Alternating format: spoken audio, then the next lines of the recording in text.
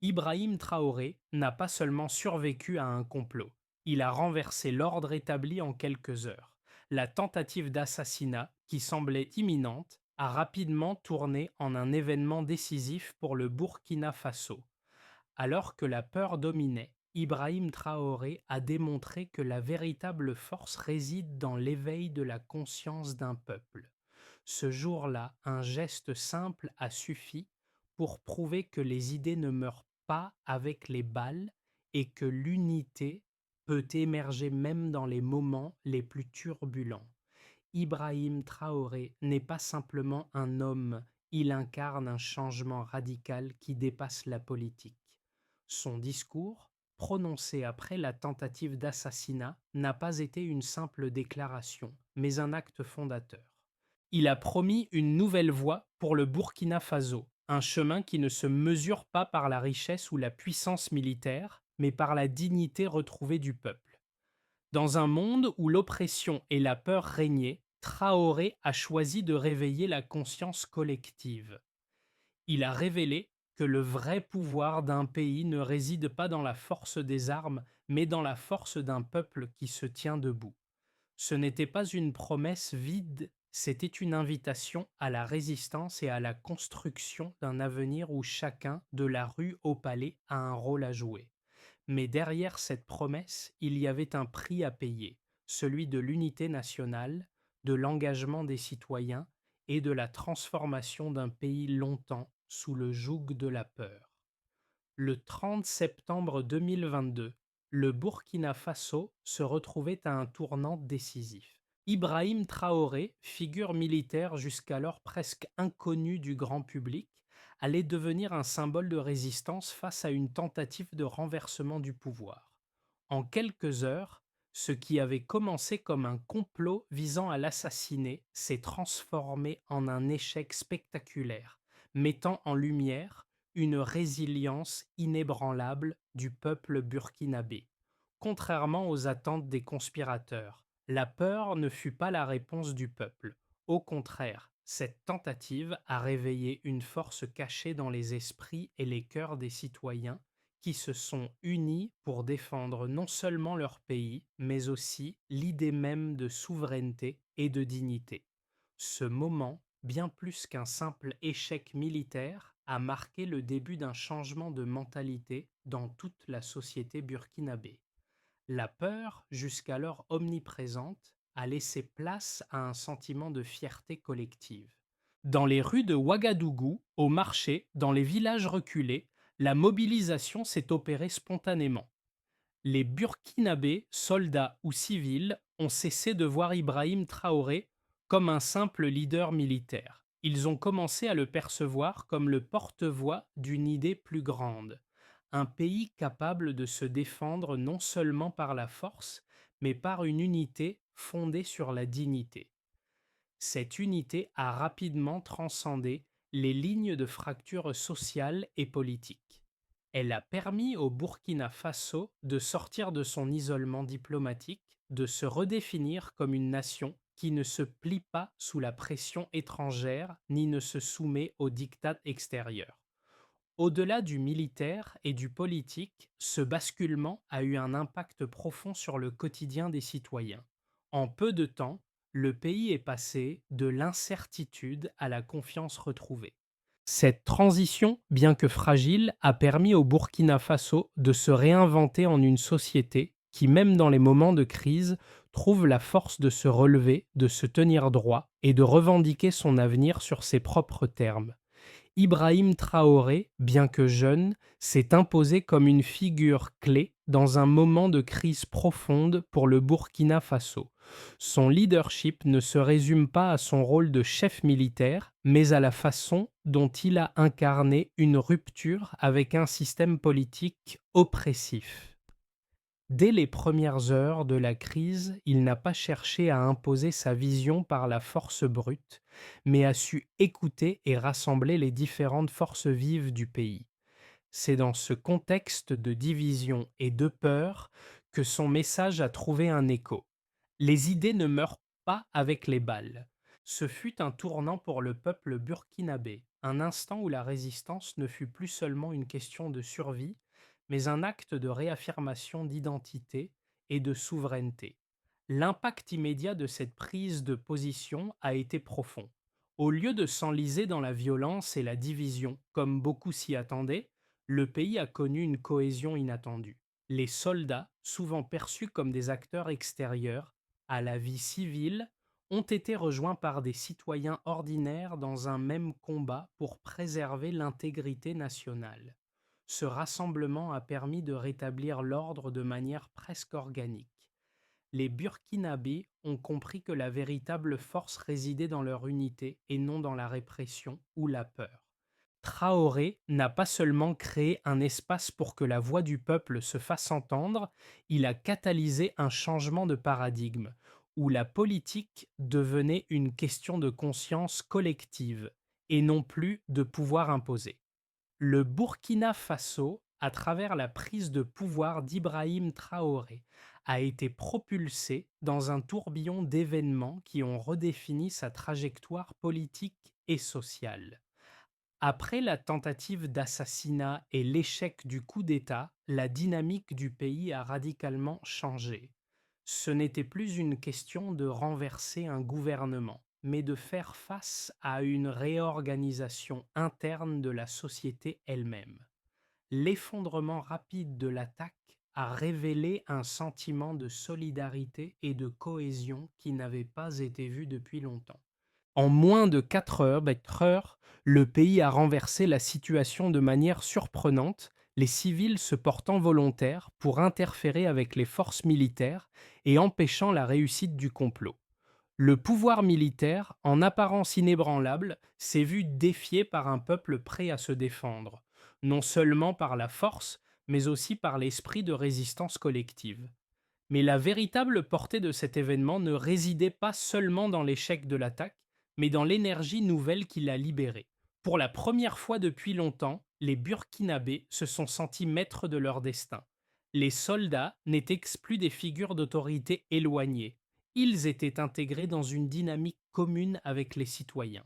Les marchés ont rouvert, les écoles ont recommencé à fonctionner, et même les militaires ont salué la dignité du peuple qui a refusé de se soumettre. Ce n'était pas un simple retour à l'ordre, c'était la naissance d'un sentiment d'appartenance nationale plus fort que la peur qui avait dominé jusque-là. Un autre aspect frappant de cet événement a été l'impact de la prise de conscience collective sur la confiance envers les institutions. Avant cette crise, les Burkinabés étaient méfiants à l'égard de leur gouvernement et de leurs forces armées, mais ce renversement soudain a modifié cette perception. D'un peuple désillusionné, la société a évolué vers un modèle de coopération et de solidarité où l'armée et les civils se soutiennent mutuellement dans la construction d'un avenir plus stable. Le poids des sanctions internationales et de l'isolement diplomatique n'a pas freiné cette dynamique. Bien au contraire, la résistance à l'influence extérieure a renforcé la volonté d'autodétermination du pays.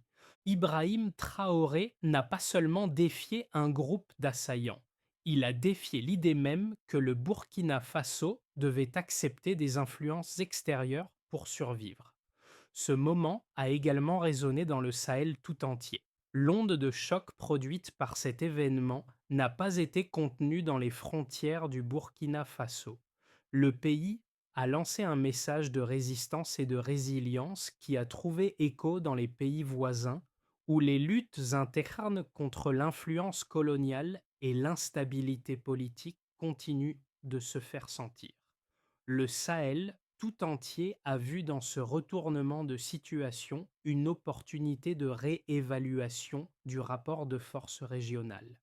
En seulement quelques heures, un coup d'État manqué a donné naissance à une réorganisation des rapports de pouvoir dans toute la région. Dans les coulisses, cette transformation a été perçue comme un modèle de changement spontané, où la population, par sa résistance collective, est parvenue à inverser une dynamique de soumission imposée de l'extérieur. La question était désormais posée. Et si ce modèle, fondé sur l'unité et la dignité, pouvait être reproduit ailleurs? Le Burkina Faso devenait un exemple d'une nouvelle forme de résilience où la liberté et la souveraineté d'un peuple se construisaient à partir de la base et non des hauts échelons du pouvoir. Les transformations observées au Burkina Faso après l'échec du coup d'État ne sont pas simplement anecdotiques. Elles peuvent être mesurées par des indicateurs concrets qui montrent l'ampleur de l'impact de ce retournement de situation sur la société. Trois éléments principaux permettent de comprendre l'évolution du pays: la confiance dans les forces armées, la réorganisation de l'agriculture et la croissance de la participation civique. D'abord, la confiance envers les forces armées a connu une hausse spectaculaire. Avant la crise, selon les estimations locales, moins de 50% de la population avait confiance dans l'armée. Cependant, après les événements de septembre 2022, ce pourcentage a bondi à plus de 78%. Ce changement de perception montre clairement que la population n'a pas seulement accepté les forces militaires comme un mal nécessaire, mais a commencé à les percevoir comme des protecteurs de l'unité nationale. En moins de 2 ans, cette confiance a gagné près de 30 points, un chiffre inimaginable avant les événements de 2022. Cette évolution souligne non seulement une amélioration de la perception de l'armée, mais aussi un renforcement de la légitimité des institutions nationales, qui ne sont plus perçues comme des entités éloignées et déconnectées de la réalité du peuple. Ensuite, l'agriculture, secteur clé de l'économie burkinabé, a montré des signes de résilience impressionnants. Le programme Terre digne, lancé en réponse à l'isolement économique et aux sanctions internationales, a permis une augmentation de 22% des surfaces cultivées par des coopératives locales. Ce chiffre ne représente pas seulement une reprise économique, mais aussi un retour à l'autosuffisance alimentaire. Le blé et le mil, cultures locales essentielles, remplacent progressivement les importations, réduisant ainsi la dépendance du pays aux fluctuations des marchés internationaux.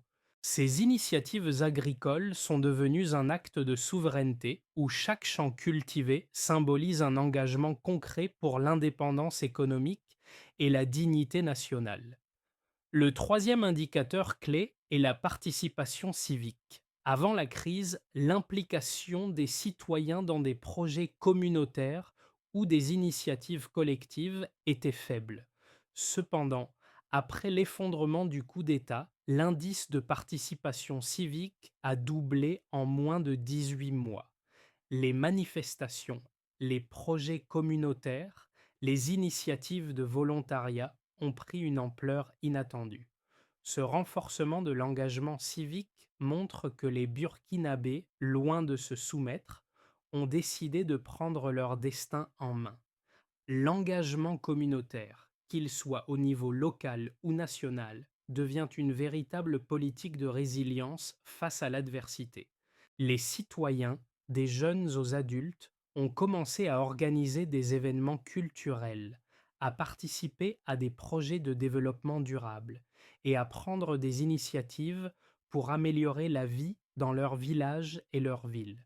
Ces trois domaines, confiance dans l'armée, développement agricole et participation civique, sont des preuves concrètes que le Burkina Faso, même en période de crise, est en train de se réinventer.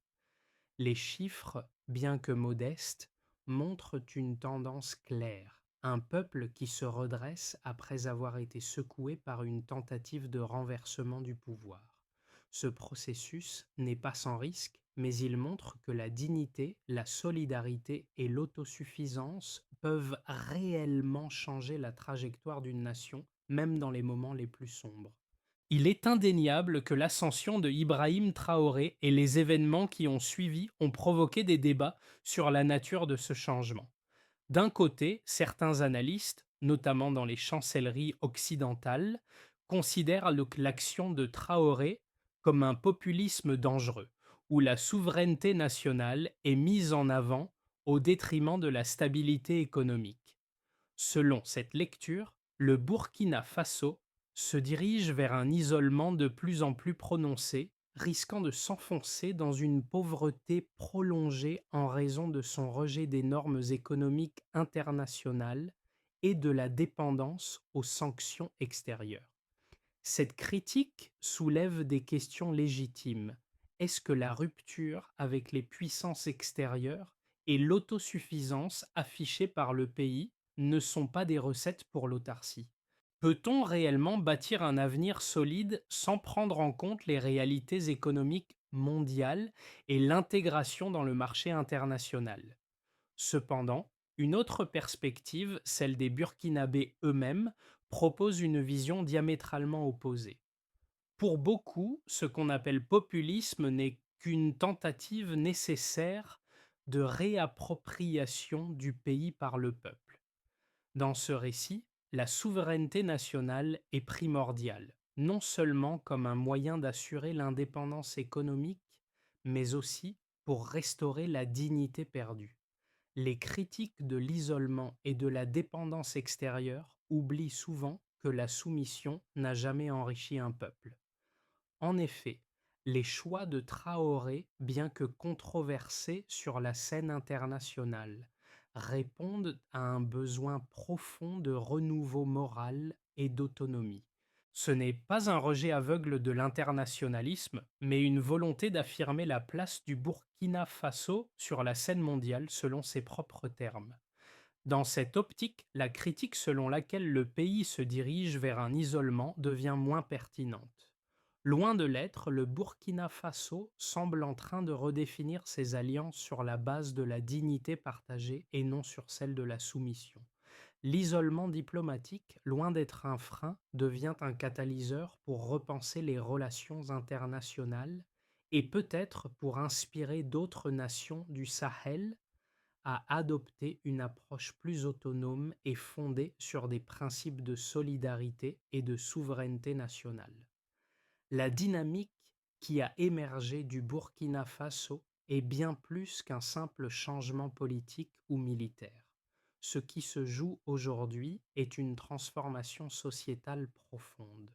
Ibrahim Traoré, loin de se positionner comme un dirigeant autoritaire, est devenu le catalyseur d'un mouvement qui dépasse les frontières de son propre pays. Le peuple burkinabé, dans son ensemble, a redécouvert sa voix et sa capacité à définir son destin, sans attendre l'approbation de l'extérieur. Le changement qui se produit au Burkina Faso est un changement de paradigme. Ce n'est plus un peuple soumis, mais un peuple qui se redresse, qui prend en main son avenir. Ce renouveau, bien qu'il puisse sembler fragile, offre des perspectives inédites pour l'ensemble de la région du Sahel. Là où certains voient une crise, d'autres perçoivent une opportunité. Le modèle de résistance et d'autodétermination qui se déploie au Burkina Faso a le potentiel d'inspirer d'autres nations de la région, notamment celles qui sont confrontées à des défis similaires. L'idée que la souveraineté et la dignité peuvent être les moteurs d'un développement durable et respecté par ses propres citoyens est un message fort pour l'avenir. Les conséquences de l'effondrement du coup d'État au Burkina Faso ne se limitent pas à la politique ou à l'armée, mais touchent des secteurs clés de la société qui étaient autrefois paralysés par la peur et l'incertitude. Dans les mois qui ont suivi, 4 groupes distincts ont vu des impacts majeurs. La population civile, les forces armées, les institutions publiques et l'économie locale. Pour les citoyens, ce moment de rupture a marqué un tournant. Ils ont pris conscience que leur voix comptait et que leurs actions pouvaient faire la différence. L'engagement civique, qui avait été faible auparavant, a connu un bond spectaculaire. Les Burkinabés ont massivement rejoint des associations locales, participé à des initiatives de volontariat et pris des responsabilités dans la gestion de leur communauté. Cette prise de pouvoir collectif a consolidé la notion d'unité nationale. Le pays n'a pas seulement résisté à une crise, il a transformé cette crise en une opportunité de redéfinir son identité et sa place dans le monde. Chaque petit geste, chaque participation individuelle devenait un acte de souveraineté. Les forces armées, traditionnellement perçues comme un acteur de pouvoir répressif, ont vu leur légitimité renforcée. Plutôt que d'être vues comme les instruments d'une autorité imposée, elles sont devenues des protecteurs et des symboles de l'unité nationale. En renforçant leurs liens avec la population, elles ont redéfini leur rôle dans la société burkinabé.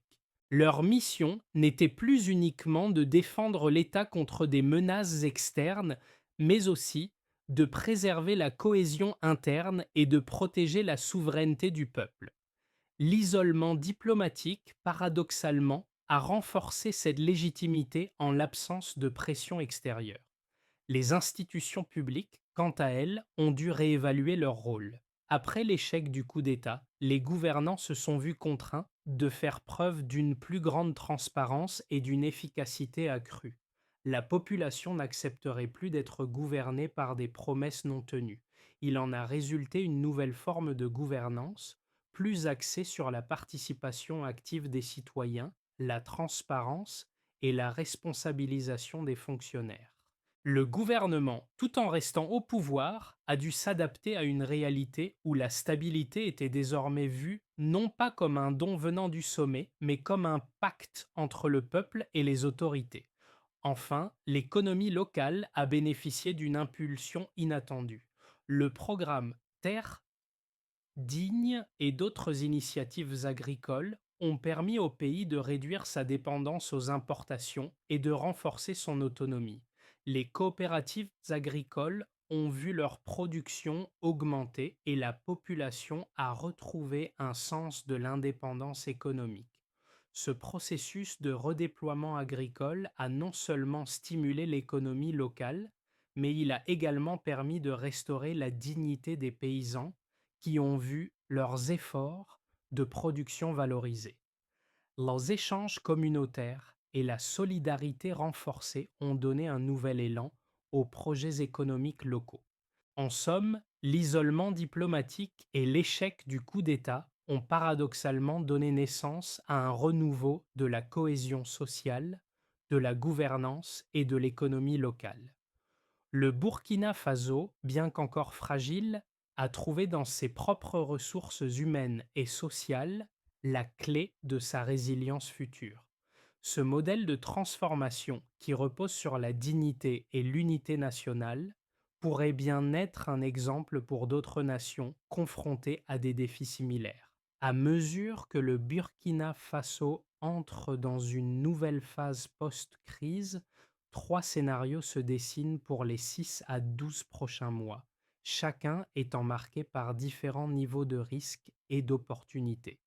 Le scénario de base envisage une continuation de la trajectoire actuelle avec un renforcement de l'unité nationale et une consolidation des institutions. Dans ce scénario, le pays maintient sa résistance aux pressions extérieures tout en progressant dans la construction de ses structures internes. Les initiatives agricoles continueront à croître, douanes alimentées par la volonté collective du peuple. Le soutien populaire pour le gouvernement et les forces armées restera solide, bien que des défis subsistent, notamment en ce qui concerne la gestion des tensions internes et des menaces extérieures. Dans ce cas, la stabilité pourrait être préservée à condition que les autorités parviennent à maintenir la transparence et la confiance du peuple. Cependant, ce scénario reste dépendant de la capacité du Burkina Faso à éviter les pièges du nationalisme excessif et à éviter de tomber dans l'autarcie. Le scénario optimiste imagine une expansion de l'unité nationale qui inspire le Sahel tout entier. Les pays voisins, observant le modèle burkinabé, pourraient être incités à adopter des approches similaires fondées sur la souveraineté et la dignité. Ce scénario voit un renforcement des alliances régionales et la formation de partenariats durables avec d'autres nations du Sahel. Les jeunes générations deviennent les moteurs d'un renouveau économique. avec un nombre croissant d'initiatives locales en matière d'innovation et de développement durable. L'autosuffisance agricole deviendrait un pilier de cette transformation et le pays pourrait attirer des investisseurs étrangers respectueux de sa souveraineté. Dans ce scénario, le Burkina Faso deviendrait un modèle de résilience et d'autodétermination pour la région. En revanche, le scénario pessimiste envisage des pressions internes et externes qui menacent l'équilibre fragile du pays. La persistance des sanctions internationales et la montée des tensions ethniques ou économiques pourraient déstabiliser le pays. Les fractures sociales se creuseraient et la peur de l'isolement pourrait remettre en question la confiance dans les institutions. Les divisions internes, exacerbées par des factions politiques ou des intérêts personnels, pourraient affaiblir la cohésion nationale. Dans ce scénario, Ibrahim Traoré et ses alliés devraient naviguer avec prudence pour éviter que la situation ne dégénère en violence ou en fragmentation du pays. Le défi serait de maintenir l'unité tout en gérant les défis économiques et diplomatiques et de faire face à la menace de l'extrémisme ou de la radicalisation. Dans tous les scénarios, une constante demeure. Le Burkina Faso doit maintenir sa dignité, sa souveraineté et son engagement envers la solidarité populaire. Peu importe la direction que prendra le pays, les décisions quotidiennes des citoyens, des fonctionnaires et des dirigeants détermineront l'issue de cette transformation. La situation au Burkina Faso, bien que complexe, a des implications profondes pour l'ensemble du Sahel et au-delà. Elle soulève des questions cruciales sur l'avenir des nations africaines face aux défis contemporains. Le changement radical qui se produit ici n'est pas isolé. Il résonne à travers tout le continent où la quête de dignité, de souveraineté et de solidarité commence à prendre une place centrale. Les pays voisins, confrontés à des défis similaires, observent attentivement le Burkina Faso. Si ce modèle réussit, il pourrait bien devenir une référence pour d'autres nations du Sahel et même de l'Afrique subsaharienne. Pour les citoyens du Burkina Faso, cette période est une occasion de redéfinir leur propre rôle dans la société.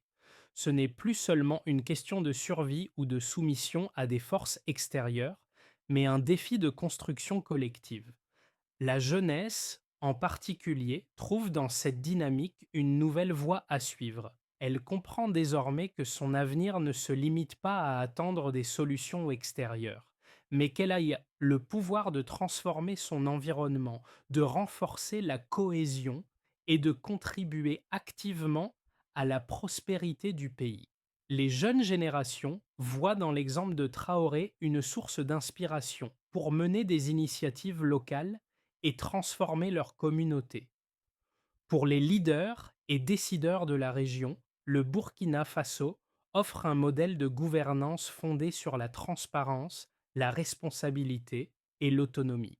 Cette situation remet en question les stratégies traditionnelles de gestion des crises et invite à repenser les relations internationales sur le continent.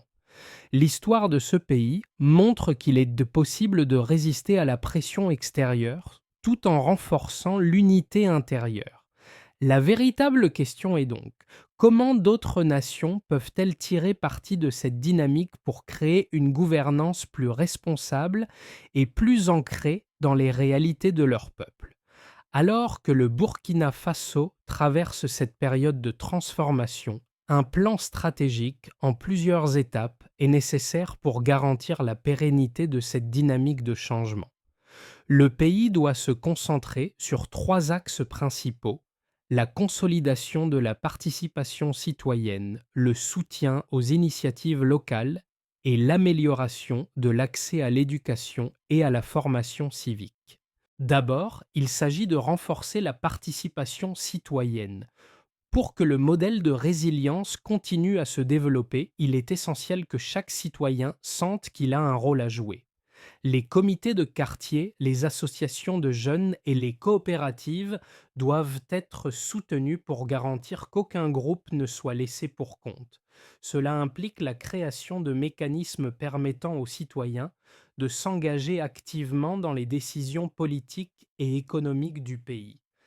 La démocratie participative, fondée sur la solidarité et l'engagement, doit devenir une norme, non seulement à Ouagadougou, mais également dans les régions rurales. Ensuite, il faut soutenir les initiatives locales. Les petites entreprises, les coopératives agricoles et les projets communautaires sont au cœur de la renaissance économique du pays. Ces initiatives doivent être renforcées par un meilleur accès aux ressources, au financement et aux formations. Le programme Terre digne est un excellent exemple de ce type de programme et des initiatives similaires doivent être étendues à d'autres secteurs comme l'artisanat, l'énergie durable et l'éducation. Enfin, il devient essentiel d'améliorer l'accès à l'éducation et à la formation civique. L'éducation est le pilier sur lequel repose toute transformation durable. Il est crucial d'intégrer l'enseignement des valeurs de responsabilité, de solidarité et de citoyenneté dès le plus jeune âge. Cela inclut la mise en place de programmes de formation civique dans les écoles, mais aussi dans les communautés à travers des centres de formation destinés aux jeunes adultes. Les Burkinabés doivent être formés pour comprendre le rôle de la citoyenneté active et responsable dans la construction d'un pays stable et autonome. Ces trois axes doivent être considérés comme des leviers pour construire un Burkina Faso plus solidaire, plus autonome et plus responsable. Chaque citoyen a un rôle à jouer dans ce processus de transformation. Au cœur de cette transformation, un détail persiste dans l'esprit des Burkinabés, l'idée que la liberté et la dignité ne sont pas des concepts abstraits, mais des réalités vécues au quotidien. Cette prise de conscience née dans les rues de Ouagadougou et des villages reculés a trouvé son symbole dans Ibrahim Traoré. Cependant, son rôle est devenu celui de catalyseur et non de sauveur. Il a montré que la véritable force réside dans la capacité du peuple à se redresser, à résister aux pressions externes et à construire son avenir sur des bases solides d'unité et de solidarité. Ce qui semblait au départ un simple acte de résistance est devenu un modèle de résilience collective. Ibrahim Traoré, loin d'être un héros solitaire, est désormais le reflet d'un peuple déterminé à ne plus être subordonné à la peur ou à l'oppression. Le message est clair. Le Burkina Faso n'a pas seulement résisté, il a choisi de se réinventer, de se tenir debout. Le changement a commencé par un simple choix, celui de la dignité avant tout. Ainsi, la véritable leçon de cette crise réside dans le fait que la liberté, tout comme la dignité, n'est jamais donnée. Elle est prise, construite et défendue chaque jour par chaque citoyen. Le Burkina Faso, aujourd'hui, porte un message fort, celui de la souveraineté retrouvée, de la dignité partagée et de la solidarité comme fondation d'un avenir commun. La transformation du pays ne se limite pas à un simple événement historique. Elle lisse le reflet de ce que chaque citoyen peut accomplir lorsqu'il choisit d'agir pour le bien commun. Mais ce chemin est loin d'être terminé. L'avenir du Burkina Faso dépendra de la capacité de chaque Burkinabé à prendre sa part de responsabilité, à défendre les valeurs de solidarité et à participer activement à la construction du pays. À vous, observateurs, leaders d'opinion et citoyens du monde, la question est posée. Que faisons-nous face à ce modèle de résistance et de résilience? Le Burkina Faso nous montre qu'il est possible de se redéfinir, de reconstruire et de se redresser, même dans les moments les plus sombres. À nous de suivre cet exemple, de comprendre cette dynamique et de l'appliquer là où nous vivons, là où nous agissons. Car la véritable question reste, sommes-nous prêts à contribuer, même modestement, à la création d'un monde où la dignité humaine prime sur la peur?